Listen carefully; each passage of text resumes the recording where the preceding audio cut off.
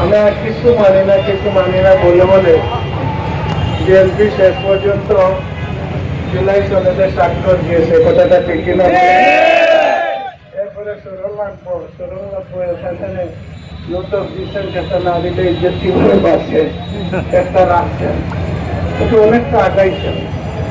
এরপরে আলহামদুলিল্লাহ বিচারের ব্যবস্থাটা অনেকটা অগ্রসর হয়েছে, আর এই 16,000 দর্শকদের মাধ্যমে সরকারের বিষয়টা অগ্রসর হয়েছে।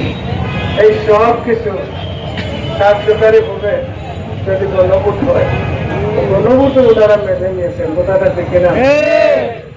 কিন্তু কিভাবে আরো একটু বেড়াচড়া করা যায়, এটা যদি নেওয়া যায় ইলেকশন তাহলে একটু উল্টাপাল্টা উঠব আর কি, এই কারণে এই চেষ্টা করতেছেন।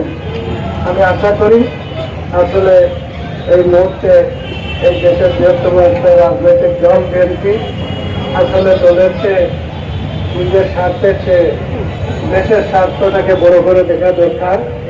এবং জুলাই যোদ্ধাদের এই রক্ত শুধু জুলাই যোদ্ধাদের রক্ত না, আপনাদের রক্ত, আমাদের রক্ত অনেক পড়েছে, এটার প্রতি সম্মান রেখে আর কিছুই লাগবে না। যেদিন গণভোটটা আমরা নভেম্বরের ভিতরে করে ফেলতে পারি, তাহলে এটা একটা আইনগত ভিত্তি হয়ে গেল এবং মজবুতভাবে একটা নির্বাচন করা সম্ভব হবে। তাই আজকের এই সভা থেকে আমি বিশেষ করে কেন্দ্রীয় নেতৃত্বকে বিষয়ে চিন্তা করার জন্য এবং ভালো একটা সিদ্ধান্ত নেওয়ার জন্য আমি অনুরোধ জানাচ্ছি। কারণ এটা জাতির জন্য দরকার, এটা আইনগত ভিত্তির জন্য দরকার। দ্বিতীয় যে কথাটা আমি বলতে চাই, আমাদের দেশে একটা কথা আছে, যখন যুক্তি শেষ, তর্ক শেষ, তখন আমাদের দেশের ভাষায় কুম্ভতে, মানে তখন রাগ উঠে যায়, তখন কুদাম বাদাম মারামারি হাঁটাহাঁটি ছাড়া আর কোনো ভোট থাকে না, কারণ কোনো যুক্তি নাই। তখন কি এবার তো ভারতকে দেখে আমার নিজের বউ আসলে পক্ষে গেছে, সেদিন এখন সেদিন ওনাদের লিডার বলছে, আমি করে গিয়ে দেখি যে আমার বউ জামাত ইসলামের গেছে। কিছুদিন অপেক্ষা করে দেখবেন আপনিও হয়তো জামাত ইসলামকে চলে আসতে পারেন, কারণ এই দেশের জনগণ আর সন্ত্রাস দেখতে চায় না, চাঁদাবাজি দেখতে চায় না, দুর্নীতি দেখতে চায় না। তাই আজকে জামাতের পেছনে আসলে ঐক্যবদ্ধ হচ্ছে। আমরা আশা করি আপনারা নীতিগত একমতে নির্বাচন করেন। নির্বাচন না করলে একজনকে কি হবে, সুন্দর একটা নির্বাচন আমরা করি।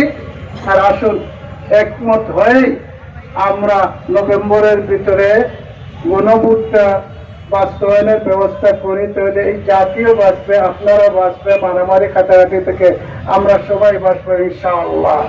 আর একটা জিনিস আমরা স্মরণ রাখেন, জামাতে ইসলামের আমিরকে ফাঁসি দেওয়া হয়েছে, অনেককে ফাঁসি দেওয়া হয়েছে, ছাত্র শিবিরকে গুম করা হয়েছে, এই সব কিছু করা হয়েছিল এদেশ থেকে ইসলামকে বিদায় করে দেওয়ার জন্য, জামাত ইসলামীকে শেষ করে দেওয়ার জন্য, ছাত্র শিবিরকে শেষ করে দেওয়ার জন্য। কিন্তু যারা এই কাজ করেছে আজকে তারাই শেষ হয়ে গেছে, কথাটা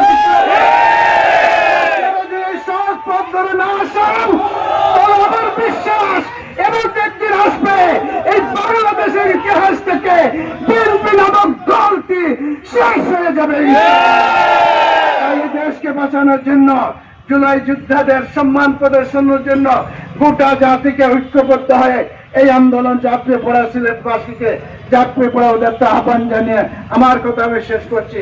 আসসালামু আলাইকুম ওয়া রাহমাতুল্লাহ।